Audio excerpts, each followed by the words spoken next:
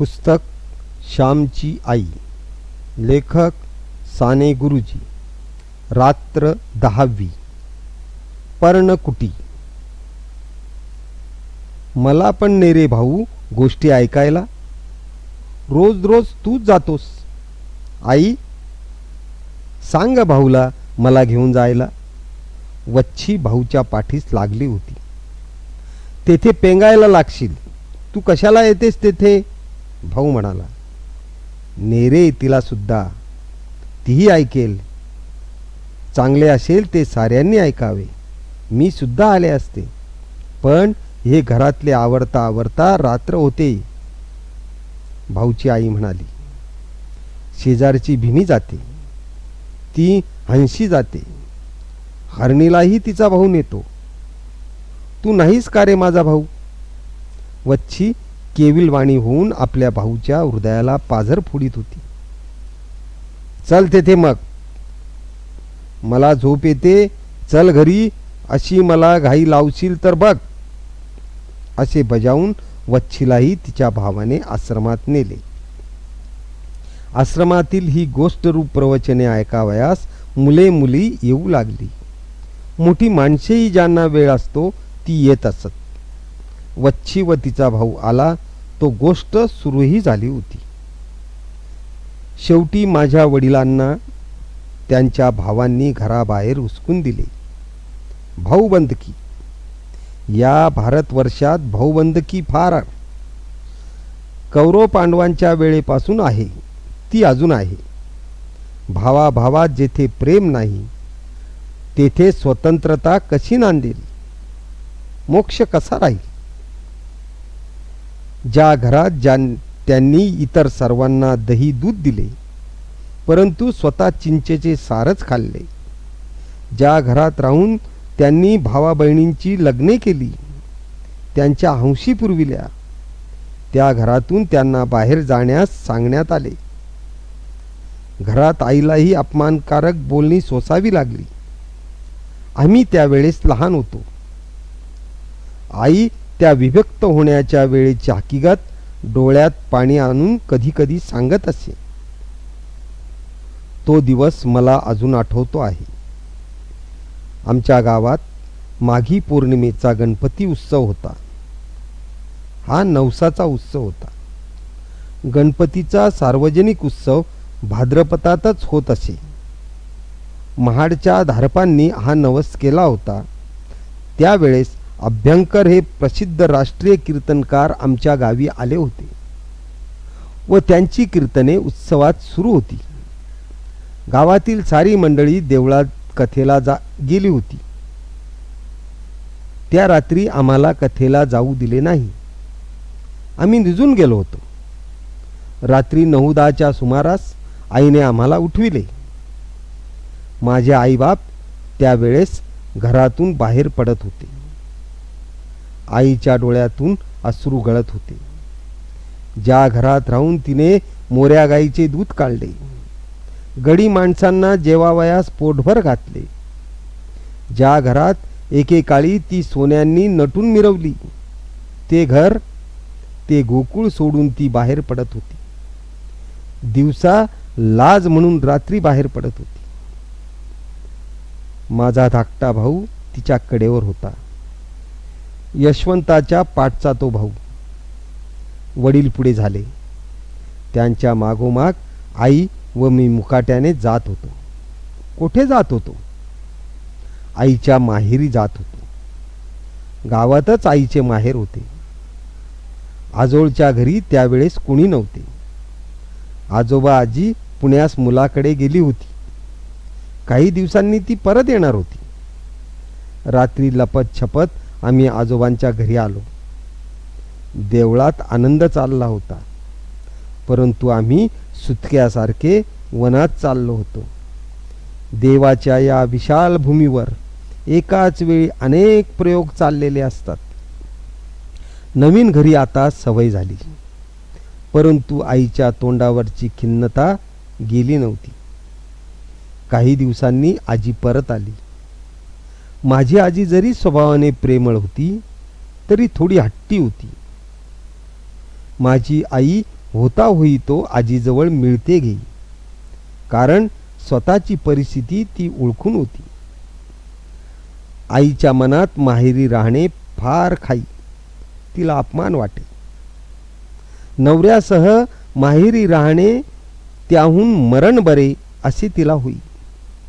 तिचा स्वभाव फार मानी होता. एक दिवस आजी व आजोबा देवळात पुराण ऐकावयास गेले होते. ओटीवर वडील जमा खर्च लिहित होते. आई ओटीवर गेली व म्हणाली, माझ्याच्याने येथे आत्तापर राहवत नाही. मी जगावे असे जर तुम्हाला वाटत असेल तर स्वतंत्र घर बांधा. येथे खाणे पिणे म्हणजे जीवावर येते. वडील म्हणाले, अगं, आपण आपलेच भात खातो ना, फक्त येथे राहतो. घर बांधणे म्हणजे का थट्टा आहे? तुम्हा बायकांना सांगायला काय? पुरुषांच्या अडचणी तुम्हाला काय माहीत? आई एकदम संतापून म्हणाली, तुम्हा पुरुषांना स्वाभिमानच नाही मुळी. माझे वडील शांतपणे परंतु खिन्नपणे म्हणाले, आम्हाला स्वाभिमानच नाही. आम्ही माणसेच नाही जणू. दरिद्री माणसाचा सारी दुनिया अपमान करते. मग बायको का करणार नाही? कर, तूही अपमान कर, तूही वाटेल ते बोल. वडिलांचे शब्द ऐकून आईला रडू आले. तुमचा अपमान करावयाचा माझा हेतू नव्हता हो. उगाच काहीतरी मनास लावून घ्यायचे. पण मला येथे खरेच राहावेसे वाटत नाही. मलाही का राहावेसे असे वाटते? परंतु तुला आपली परिस्थिती माहीत आहे ना. कर्ज आहे, त्याचे व्याजही देता येत नाही. घर कशाने बांधायचे? कसे तरी गुरांच्या गोठ्यासारखे नाही ना घर बांधायचे. त्यात राहणे म्हणजे अपमानच तो. वडील आईची समजूत करीत म्हणाले, गुरांचा गोठाही चालेल, परंतु तो स्वतंत्र असला, आपला असला म्हणजे झाले. अगदी साधी गवतारू झोपडी बांधा. तेथे राहण्यात मला अपमान वाटणार नाही. परंतु माहेरच्या माणसांकडे येऊन राहणे मला नको. माझ्या भावांच्या बायका उद्या येतील तर त्याही एखाद्या वेळेस अपमान करतील. आधीच येथून जावे. मोठ्या कौलारू घरात राहण्यापेक्षा पानांची झोपडी बरी. अशी झोपडी बांधावयास फार खर्च नाही येणार. मी माझ्या हातातील पाटल्या घ्या. या पुरल्या नाहीत तर नथही विका. नथ व पाटली नसली तर आडत नाही. कोणाकडे मला जावायचे आहे? आपली स्वतंत्रता हीच आपली शोभा. कपाळाला कुंकू व गळ्यात मंगळसूत्र एवढे मला पुष्कळ झाले. स्वतंत्रता गमवून ही नथ ह्या पाटल्या कशाला? असे म्हणून माझ्या आईने खरंच नथ व पाटल्या वडिलांच्या पुढे ठेवल्या. वडील स्तंभितच झाले. तुला इतके दुःख होत असेल हे नव्हते मला माहीत. मी लवकरच लहानसे घर बांधतो असे वडिलांनी आश्वासन दिले. माझी आई सांगते की स्वतंत्रता मिळवण्यासाठी दागदागिने फेकून दे. स्वातंत्र्याचा साज, स्वातंत्र्याचा शृंगार हा सर्वांना शोभादायक व मौल्यवान शृंगार होय. आमच्या वाटणीस आलेल्या लहानशा जागेवर झोपडी बांधावयास आरंभ झाला. मातीच्या भिंती होत्या, कच्च्या विटा. त्यास कोकणात मापे म्हणतात. विटांहून आकाराने मापे मोठी असतात. ह्या मापांच्या भिंती उभारल्या. घर गवताने शाकारिले. घरातील जमीन तयार करण्यात आली. अक्षय तृतीयेच्या मुहूर्ताने नवीन घरात प्रवेश करण्याचे ठरले. आईला वाईट वाटत होते व आनंदही होत होता. शेजारी दिरांचे मोठाली घरे, बंगले होते आणि आपले लहानसे गवतारू घर असे तिच्या मनात येई. परंतु पुन्हा ती म्हणे, काही झाले तरी हे स्वतंत्र आहे. येथे मी मालकीण आहे. इथून मला कोणी उठ म्हणणार नाही. झोपडी वजा घराची वस्तुशांती करण्यात आली. प्रथम घरात देव नेऊन ठेवले, मग सामान नेले. नारळाचे घाटले आईने केले होते. प्रसंग साजरा केला पाहिजे होता. सारा दिवस गडबडीत गेला. वडील लोकांना सांगत होते, तात्पुरते बांधले आहे, पुढे मोठे बांधू. परंतु आई आम्हास म्हणे, यांच्या हातून मोठे घर आता केव्हा कुठून बांधले जाणार? मला मोठे घर आता देवाकडे गेल्यावरच मिळेल. परंतु ही मठीच माझा स्वर्ग आहे, कारण येथे मी स्वतंत्र आहे. येथे मिंधेपणा नाही. येथे खाल्लेली मीठ भाकर अमृताप्रमाणे लागेल, परंतु परक्यांकडे खाल्लेली बासुंदी पुरी नको.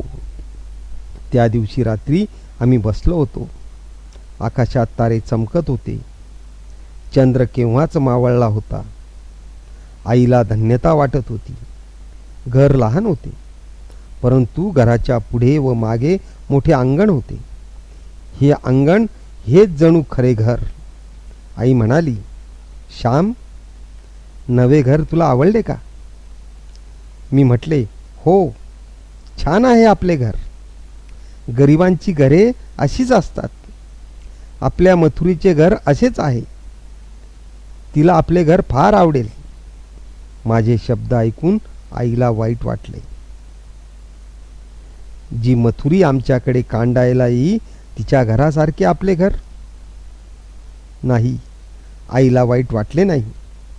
ती म्हणाली, होय, मथुरी गरीब आहे, परंतु मनाने श्रीमंत आहे. आपणही या लहान घरात राहून मनाने मोठी होऊया, मनाने श्रीमंत होऊया. होय, आपण मनाने श्रीमंत होऊ, खरंच होऊ, मी म्हटलं. इतक्यात आकाशातून एक तारा तुटला. आई गंभीर झाली. धाकटा भाऊ म्हणाला, आई, केवढा ग तारा होता? आई गंभीरच होती.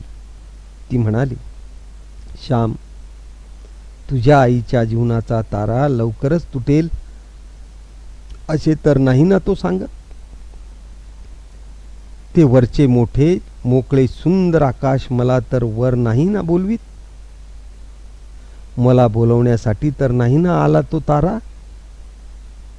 नाही हो आई, तो हे आपले स्वतंत्र घर पाहण्यासाठी आला आहे. त्याला आपले साधे घर, हे स्वतंत्र घर स्वर्गापेक्षाही अधिक आवडले असेल.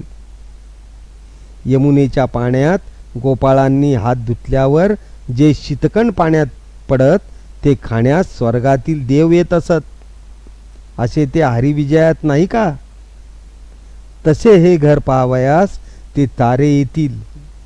आपण आपल्या घरात प्रेम आहे, तू आहेस, मी म्हटले. माझ्या पाठीवरून वात्सल्याने भरलेला हात फिरवीत आई म्हणाली, श्याम, कुणी रे तुला असे बोलावयास शिकविले? किती गोड व सुंदर बोलतोस. खरेच आपले हे साधे सुंदर घर ताऱ्यांनाही आवडेल, साऱ्यांना आवडेल.